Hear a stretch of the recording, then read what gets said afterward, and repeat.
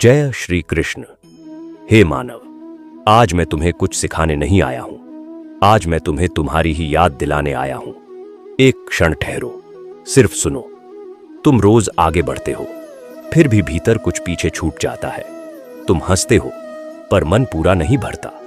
इसका कारण यह नहीं कि तुम्हारे पास कुछ कम है। इसका कारण यह है कि तुम स्वयं से दूर हो गए हो। मैं तुम्हें यह नहीं कहूंगा कि संसार छोड़ दो। मैं यह भी नहीं कहूंगा कि सब कुछ सहते रहो। मैं बस इतना कहता हूं, जो कर रहे हो उसे पूरी चेतना से करो।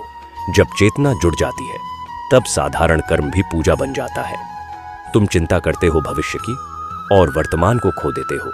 याद रखो, भविष्य कभी सीधे नहीं आता। वह आज के निर्णयों से बनता है, आज के भाव से बनता है। जो आज शुद्ध है, वही कल सुरक्षित होगा। तुम अक्सर स्वयं से पूछते हो, मैं सही रास्ते पर हूं या नहीं।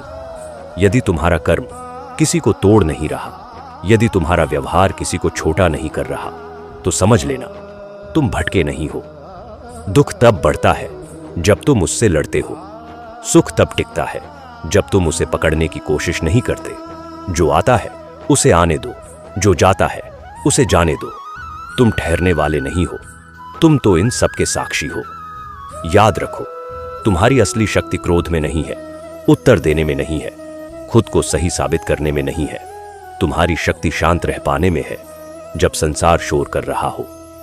तुम अकेले नहीं हो, कभी थे भी नहीं। जब तुम गिरते हो, मैं तुम्हें थामता हूं। जब तुम थकते हो, मैं तुम्हें विश्राम देता हूं। पर मैं तुम्हें चलाता नहीं, मैं केवल दिशा दिखाता हूं। अब उठो, भागने के लिए नहीं, लड़ने के लिए नहीं, बस अपने कर्म की ओर लौटने के लिए। जो तुम्हारा है वह तुम्हें मिलेगा, जो तुम्हारा नहीं है वह चाहे जितना पकड़ो ठहरेगा नहीं। आज इतना ही। यदि मन भारी लगे तो मुझे याद करना। मैं शब्दों में नहीं, शांति में मिलूंगा। जय श्री कृष्ण।